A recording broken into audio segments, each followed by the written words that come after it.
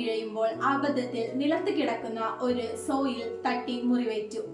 കണ്ടത് ഭീഷണിയാണെന്ന് കരുതി പാമ്പ് ദേഷ്യത്തോടെ അതിനെ കടിച്ചു. അതിന്റെ വായ കൂടുതൽ വേദനിപ്പിച്ചു.